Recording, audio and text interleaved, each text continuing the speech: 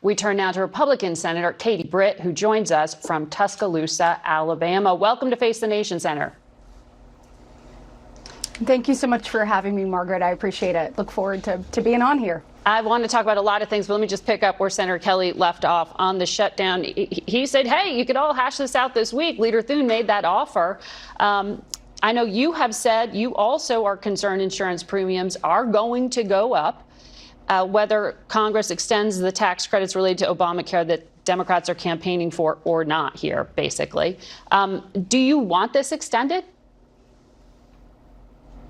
First of all, Margaret, we need to reopen the government. Democrats need to come to the table and do the right thing. Just as I've been traveling the state this weekend, I have heard countless stories of people who are not getting a paycheck, whether it's our men and women in uniform or those who serve alongside them, or whether we're talking to veterans or we're talking to just a number of people when we're looking at what's happening with WIC. There are a lot of people that are being affected by the Democrats playing politics, and they need to actually do what's right, and that is work for the American people. And so getting the government open is number one. So we need to vote on this CR and open the government back up. We've also given alternatives like in-government shutdown. And I think you'll see this week, if the Democrats don't come to the table, saying, look, Shutdown Fairness Act, making sure that the people who are working are actually getting paychecks.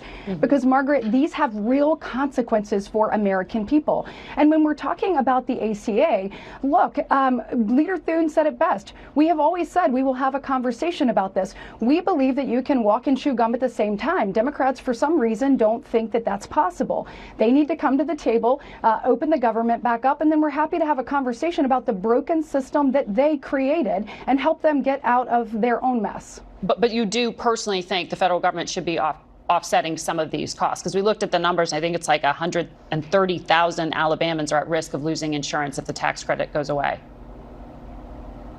Margaret, let's be honest about this. Let's go back to Obamacare 2010. This is the Affordable Care Act that even the Washington Post has says was never really affordable. Right. You go to 2014, and what you see there, though, was increases made by the Democrats. And then these increases that we're talking about right now, insurance companies have said only account for about 4% of what they're talking about increasing in 2026. The underlying issue is the brokenness of Obamacare. That is the problem. And so when you think about this, you've got the 2021 premiums that they've given to everyone. Do you understand? Democrats are actually asking for us to continue premiums that are going to millionaires in some cases. We've got to be more responsible with taxpayer dollars. And if you want these healthcare systems to even be able to work, then we have to have a larger conversation. But this is absolutely, totally ridiculous to sit here and say we're afraid people cannot afford their healthcare, but at the same time, we're going to deny them their paycheck.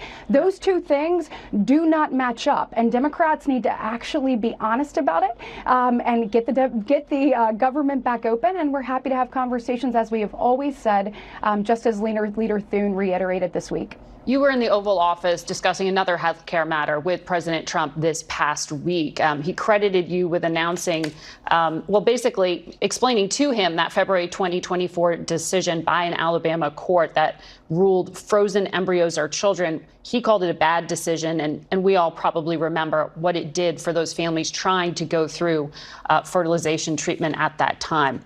With the changes that were announced, who's going to be able to afford this now? Look, millions more people are going to be able to afford this because of President Trump's leadership. From the very first time I talked to him about this, Margaret, he has been steadfast and unwavering, understanding that there are people from coast to coast that have been praying to be able to start their family or expand their family. And because of infertility, here in the United States, we've seen 1 in 8 families that are actually struggling with infertility issues. We've got about 9% of men, 11% of women who are facing these challenges. President Trump believes in being, obviously, the president that is helping hardworking Americans, helping parents, helping families. He's turned the Republican Party into that, which is so exciting. And we want to make sure that they're going to be able to do that at a greater scale. And so that's exactly what this will do.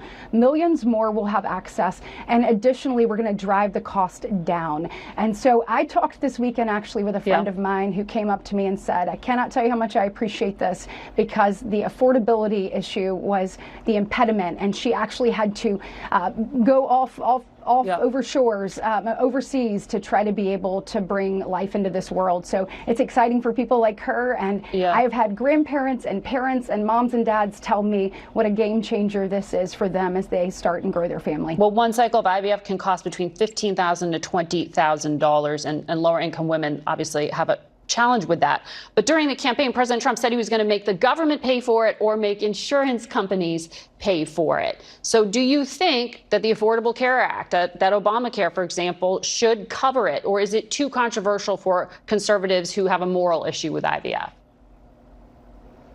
Well, Margaret, first, I mean, the Affordable Care Act is broken, and that is what we're seeing right now. I mean, you've seen the increases that people will see in 2026. 80% of those are just Obamacare, Affordable Care Act related. And so we clearly see that the underlying structure of this program is not sustainable and is not working for the American people. No one is paying less now that Obamacare is in place. And so we've got to be super honest about that.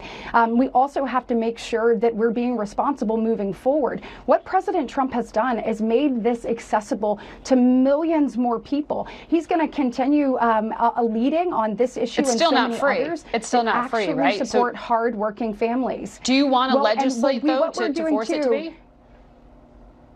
What I want to do is I want as many people as possible to have opportunity to bring life into this world, and that's exactly what this is doing. We'll continue to work on this issue, and we also want to support families as they have children and are able to, in this environment right now, we hear from people all the time, whether it is bringing life into this world, whether it is the child care cost, just the affordability aspect, and I am so proud to see President Trump lead on these.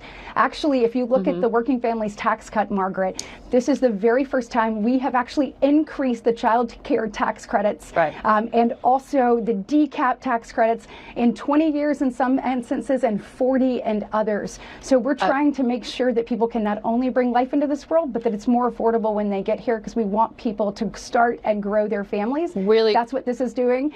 This is just the start, and look forward to continuing to work for the American people. Really quickly, you've been trying to label Russia a state sponsor of terrorism for stealing Ukrainian children. Yes. Does the president's decision to meet with Vladimir Putin endanger your efforts to get this bill passed?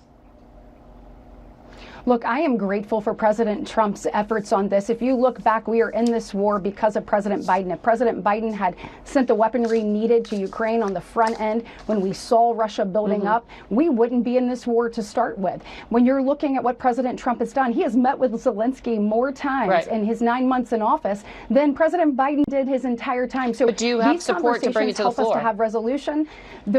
The First Lady obviously has been leading on this. We have built up support. We're having a hearing next week. I think you will see this come to the floor if there is not a resolution in the short order, because we believe in bringing these children home. Margaret, it's about 20,000 children that have been stolen from their homes. This is something everyone should be able to get behind, and Vladimir Putin should pay the price for. Katie Britt of the state of Alabama, thank you for your time this morning.